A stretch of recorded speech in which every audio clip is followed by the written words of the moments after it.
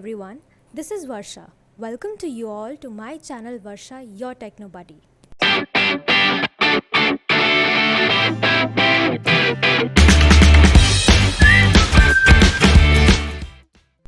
So today we will understand the topics like what is DBMS or RDBMS, what is the difference between DBMS and RDBMS, and 2-tier and 3-tier architecture. So let's start. First we will understand what is DBMS and RDBMS. Like you can see over here, database plus management is equal to database management system. Let me explain you this in broader terms. अब जैसे कि database कोई ऐसी चीज़ है जिसमें हमारा data organise होता है, राइट? इस ऑर्गेनाइजेशन को चलाने के लिए हमें कोई तो सिस्टम चाहिए ताकि ये सारा डेटा जो है मैनेज हो सके, राइट? प्रीवियस वीडियो में मैंने बताया था there are different types of database, cloud database, relational database, right? ये सारे सिस्टम्स हैं जिसके थ्रू हमारा डेटा स्टोर होगा डेटाबेस में, ठीक है? If you haven't seen the video before, I will give the link in the description box, okay? Just check it out first. So database management is basically used to execute database commands. It is a software through which we can execute SQL queries, okay? अभी जैसे कि मैंने कहा ये एक system है, जो types थे सिस्टम थे, जैसे कि उसमें था रिलेशनल डेटाबेस जो कि है उसमें टेबल के फॉर्म में हम लोग डेटा स्टोर करते हैं. टेबल के फॉर्म में डेटा स्टोर करना ये एक सिस्टम है. So that's why it's a relational database management system. Now in case of cloud database we access the data through cloud platforms, ठीक है? तो वो एक सिस्टम है. क्लाउड प्लेटफॉर्म्स के थ्रू हम लोग कोई डेटा एक्सेस कर रहे हैं, वो एक सिस्टम बन गया. So that is why it is called database management system और relational database management system. Now there are two terms that you have heard a lot, that is DBMS and RDBMS, database management system, relational database management system. ये दोनों अलग है. बस ये है कि relational database management system is just an advance version of DBMS. Okay, how is it advance, what is the difference between them, we will study that now. Now let's study the difference between the DBMS and RDBMS. DBMS, that is known as database management system, it stores the data in the form of files. जो भी data रहता है DBMS में वो files के form में store होता है, ठीक है? ये बात पहले बोला था मैंने.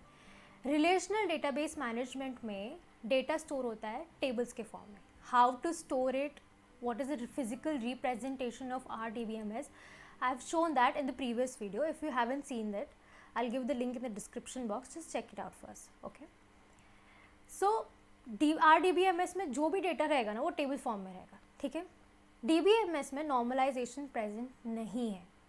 Now normalization means data redundancy निकालना. किसी भी टेबल में कोई भी डुप्लीकेट वैल्यूज़ रहती है, उस डुप्लीकेटेड वैल्यूज़ को निकालना इम्पॉर्टेंट है, ठीक है? बट रिलेशनल डेटाबेस मैनेजमेंट में नॉर्मलाइजेशन रहता है. It is possible, okay? In DBMS it does not apply any security while doing data manipulation. Data manipulation means inserting the data, updating the data. जब भी हम कोई इंसर्ट अपडेट करते हैं database में तो उसमें कोई सिक्योरिटी नहीं होती है डेटाबेस में. Whereas in relational database management, there is a lot of security, integrity because of ACID property. The ACID property consists of atomicity, consistency, isolation and durability. What is it? I will explain in the further videos. Okay. So just understand now कि DBMS में कोई security ही नहीं है.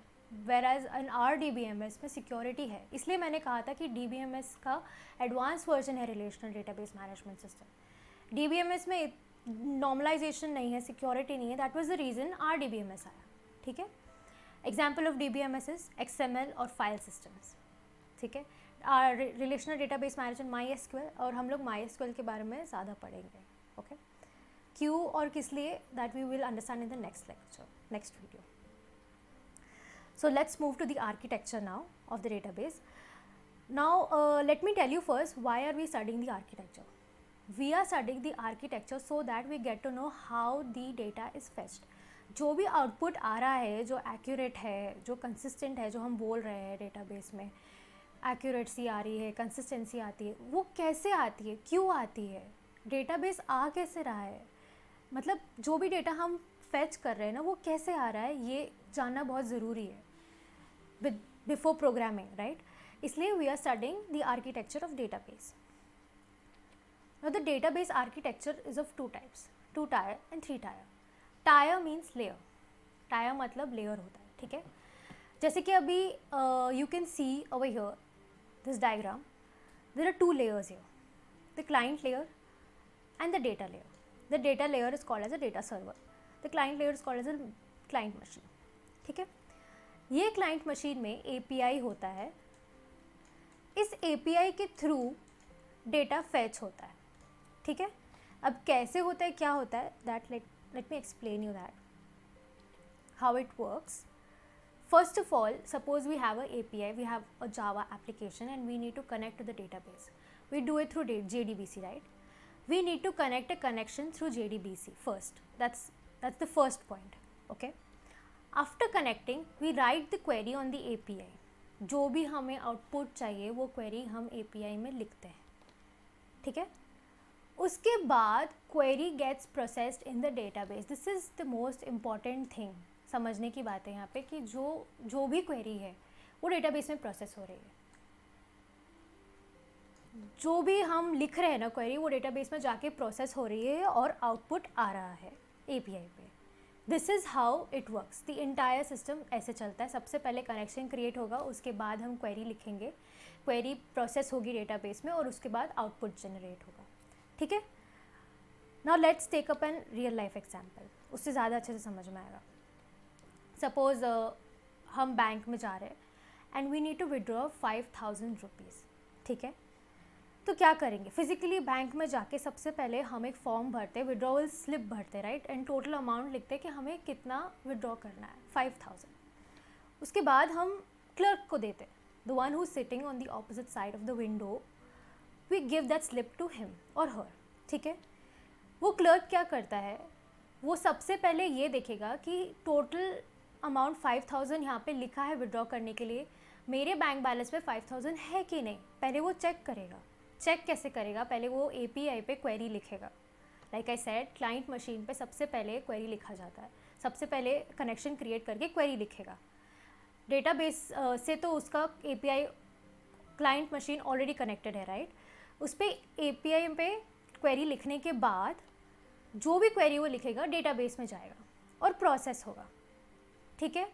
Process होने के बाद जो clerk है उसे आउटपुट आएगा कि हाँ, कि मेरे अकाउंट में 5,000 रुपीज़ है. वो पैसे विड्रॉ होके मुझे दे दिए जाएंगे. That's how it will work. Get it. सबसे पहले हम स्लिप भरेंगे जो भी विड्रॉल का है, बैंक के क्लर्क को देंगे. बैंक का क्लर्क एक क्वेरी लिखेगा और वो क्वेरी डेटाबेस में जाएगा, प्रोसेस होगा और आउटपुट आएगा कि yes there is sufficient balance. उसके बाद जितना पैसा मुझे चाहिए उतना विड्रॉ हो जाएगा. That's how the real life, that's how the client server architecture works. Okay. Now let's understand their advantages and disadvantages. Advantages is there is low maintenance, limited database, limited clients. Low maintenance इसलिए क्योंकि इसमें limited database है, clients भी बहुत limited है, इसलिए maintenance में ज़्यादा हायर कॉस्ट भी नहीं लगती है. ईजीली मेंटेन हो जाता है ये, because there is less clients, there is network traffic is very less. Modification is very easy because there is limited database. Database बहुत लिमिटेड है, मॉडिफिकेशन बहुत ईजीली हो जाता है, ठीक है. Communication is faster because the client is communicating directly to the database, इसलिए communication faster हो जाता है. डिसएडवांटेज इज़ नो स्केलेबिलिटी, मतलब इधर लिमिटेड क्लाइंट्स है, मल्टीपल क्लाइंट्स नहीं आ सकते, ठीक है. एंड सबसे बड़ा डिसएडवांटेज है कि it can not respond to multiple request at a time. एक ही टाइम पे मल्टीपल रिक्वेस्ट वो कर ही नहीं सकता 2 टायर, क्योंकि डेटाबेस पे इतना लोड रहता है. अब जैसे कि बैंकिंग एप्लीकेशन है, इतने सारे यूज़र्स है, सब डेटाबेस पे क्वेरी डाल रहे हैं. ऑब्वियस सी बात है वो एक ही टाइम पे रिक्वेस्ट कर ही नहीं पाता, इतने सारे लोग उस पर लोड डाल रहे हैं. Because of that, it affects data integrity. Means we are not getting the output accurate and consistent. Okay, that's the main point of data integrity. And there is no security. As you've seen the diagram, the client is directly accessing the data. बीच में कोई layer नहीं है, वो direct access कर रहा है. Client machine जो भी है वो डायरेक्टली डेटाबेस को एक्सेस कर रहा है, उसकी वजह से सिक्योरिटी प्रॉब्लम्स आ रही है. कुछ भी हो सकता है. अभी suppose I am the client and I am accessing the database, I can do anything with the database, right? So there is no security. So because of these disadvantages, 3-tier architecture was developed. Now let's understand the 3-tier architecture. 3-tier means 3 layers, right? First is the client layer, then we have the business layer, and then we have the data layer. The client layer, same, we have the client machine, which consists of the users, API, interfaces, okay? The business layer. अब जो मैंने कहा था कि database में जो processing होती थी 2 लेयर में, वो प्रोसेसिंग अब बिजनेस लेयर में होने लग जाएगी. क्लाइंट जो भी क्वेरी डालेगा वो पहले बिजनेस लेयर में जाके प्रोसेस होगा. प्रोसेस होने के बाद वो डेटाबेस में जाएगा और डेटाबेस एक आउटपुट जनरेट करेगा. That's how it works. Now let's take up an example and understand that. Suppose we have a registration form. We need to fill this registration form. ठीक है, ये जो रजिस्ट्रेशन फॉर्म है ये client machine पर, ठीक है. मैं एक क्लाइंट हूँ, ये रजिस्ट्रेशन फॉर्म भर के आई विल सबमिट इट. जैसे ही मैंने ये सबमिट बटन क्लिक करा, it will go to the business layer. ठीक है, whatever data I have inputted, जो भी डेटा मैंने इनपुट करा है वो सब बिजनेस लेयर में जाके प्रोसेस होने लग जाएगा. ठीक है, प्रोसेस होने के बाद जो भी है, जो भी मेरे को क्वेरी चाहिए या जो भी आउटपुट चाहिए कि मेरा डेटा सबमिट हो चुका है, वो जाएगा सब डेटाबेस में. डेटाबेस में जाके स्टोर हो जाएगा और स्टोर होने के बाद मुझे आउटपुट आएगा कि मेरा रजिस्ट्रेशन फॉर्म सबमिट हो चुका है. The registration form is submitted successfully. That's what the output I require, right? तो सब प्रोसेसिंग बिजनेस लेयर में हो रहा है. जब बिजनेस लेयर में प्रोसेसिंग हो रहा है तो डेटाबेस को कोई लोड नहीं आएगा, which increases the consistency and the accuracy of the database. जो भी आउटपुट आएगी वो accurate रहेगा और consistent रहेगा. ठीक है, ये सबसे बड़ा एडवांटेज हो गया 3 टायर का, जो कि डिसएडवांटेज है 2 टायर का. Secondly, there is security. There is security because the client machine is not directly accessing the database. बीच में एक इंटरमीडिएट है, वो इंटरमीडिएट प्रोसेसिंग कर रहा है और डेटाबेस से को कमांड दे रहा है कि मुझे ये आउटपुट चाहिए, राइट? इसकी वजह से सिक्योरिटी भी हट गई, जो कि एक डिसएडवांटेजेस थी 2 टायर में. we'll understand the advantage and the disadvantage. First of all, I said there is security.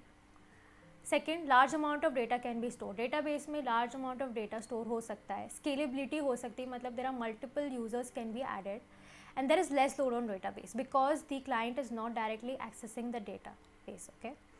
And it can respond to multiple requests at a time. एक ही time पे multiple requests access हो सकता है, ठीक है? सबसे बड़ा disadvantage ये है कि it requires higher maintenance because large amount of data is there. There are multiple clients machine, so it requires high amount of database. And it's difficult to make changes. It is not flexible to make changes in this database. Whereas in 2 tier, it was flexible. हम changes बहुत easily कर सकते थे because limited database रहता था. Structure complex है and high installation cost because there are 3 layers, so it requires a higher installation cost. That's all about the 3 tier. Now in the next video, we will learn deeply about SQL. We will learn why SQL is called a declarative language. What is MySQL? Why MySQL? The difference between the SQL and the MySQL, and how will we learn to write queries in SQL? ये सबसे important है. हम SQL में queries कैसे लिखना सीखेंगे, ये हम सीखेंगे next video में. So till then, thank you so much. Thank you for watching this video. Please subscribe my channel and like my video and share this with your friends. Thank you.